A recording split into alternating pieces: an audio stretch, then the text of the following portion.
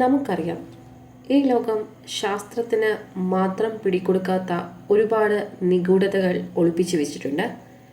കണ്ണുകൾക്ക് കാണാൻ കഴിയാത്തതും എന്നാൽ നമ്മുടെ മനസ്സിൽ എന്നും ഭയവും ആകാംക്ഷയും നിറയ്ക്കുന്നതുമായ ചില അദൃശ്യ ശക്തികളെക്കുറിച്ച് നിങ്ങൾ എപ്പോഴെങ്കിലും ചിന്തിച്ചിട്ടുണ്ടോ?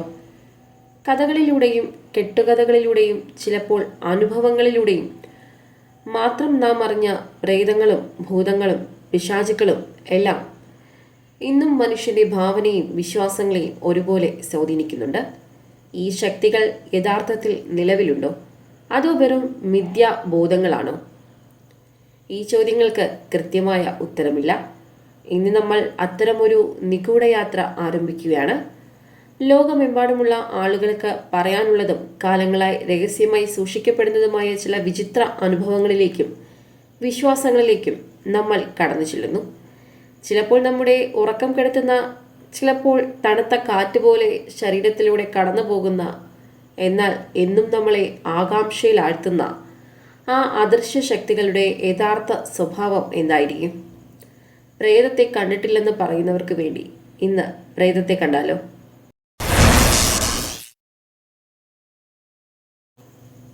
ലോകത്തെ ഏറ്റവും ഒറിജിനാലിറ്റിയുള്ള പ്രേത ഫോട്ടോ ഏതാണെന്ന് ചോദിച്ചാൽ പാരാനോർമലിസ്റ്റുകളും ഫോട്ടോഗ്രാഫി സ്പെഷ്യലിസ്റ്റുകളും വരെ ചൂണ്ടിക്കാണിക്കുന്ന ഒരു ചിത്രമുണ്ട്.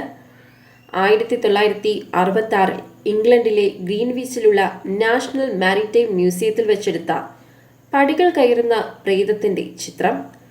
കഴിഞ്ഞ 50 വർഷമായി ഇന്നേ വരെ ആ ഫോട്ടോയ്ക്ക് പിന്നിലെ രഹസ്യം ആർക്കും കണ്ടെത്താനായിട്ടില്ല.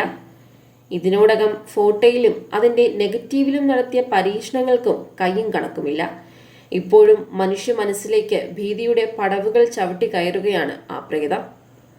400 വർഷങ്ങൾക്ക് മുമ്പ് നിർമ്മിച്ച പാലസ് ഓഫ് ഗ്രീൻവിച്ചാണ് പിന്നീട് നാഷണൽ മാരിടൈം മ്യൂസിയം ആയത്. പാലസ് ഓഫ് ഗ്രീൻവിച്ചിൽ 1666 ക്യൂൻസ് ഹൗസ് പ്രത്യേകമായി പണിയുന്നത്. നിർമ്മാണം ആരംഭിച്ച രാജ്ഞി അസുഖബാധിതയായി മരണപ്പെട്ടതിനാൽ 10 വർഷത്തോളം ഒരു പണിയും നടത്താതെ നിർത്തിയിടുകയായിരുന്നു.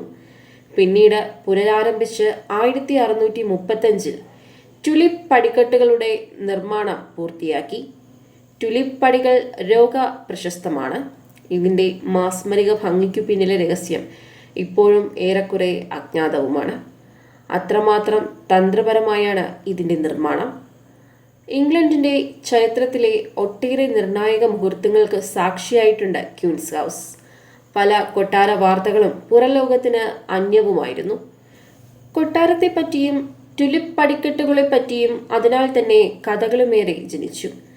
1966 ജൂൺ 19 കാനഡയിൽ നിന്ന് വെക്കേഷൻ ആഘോഷിക്കാനായി ക്യൂൻസ് ഹൗസിലെത്തിയ റാൽഫ് ഹാർഡി എന്ന വ്യക്തിയുടെ ക്യാമറയിലാണ് പ്രേതം പതിഞ്ഞത്.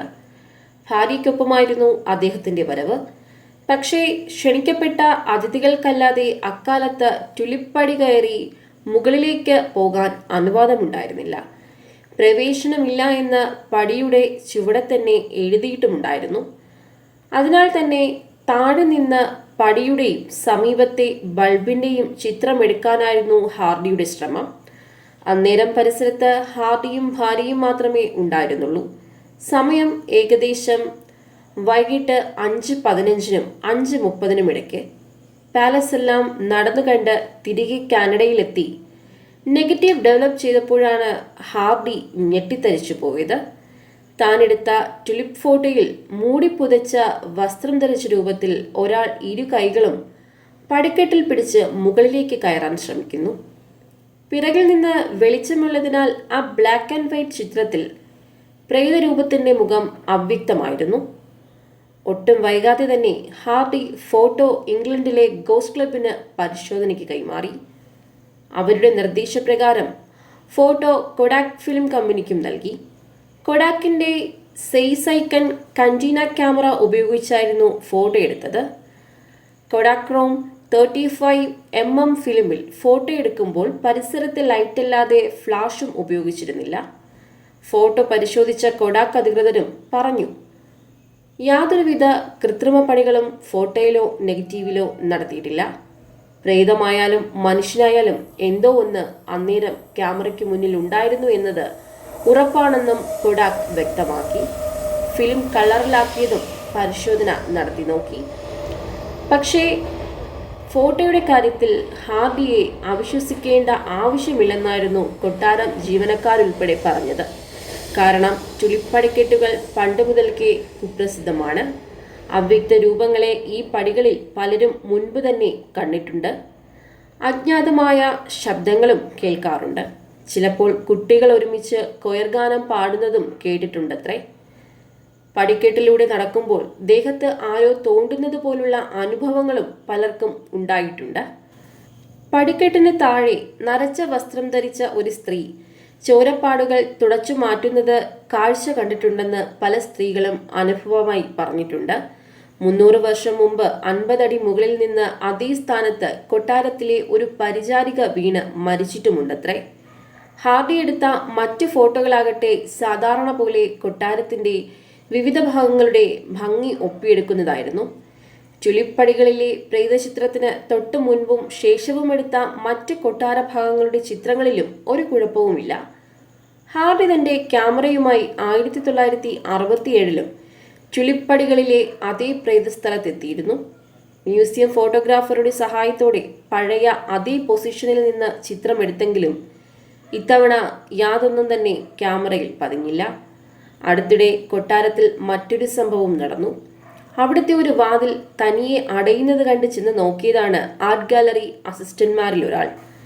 പെട്ടെന്നാണ് രാജാക്കന്മാരുടെ കാലത്തെ വസ്ത്രം ധരിച്ച ഒരു സ്ത്രീ പടിക്കെട്ടുകളിലൂടെ ഒഴുകി എന്ന പോലെ മുകളിലേക്ക് കയറിപ്പോകുന്നത് കണ്ടത്.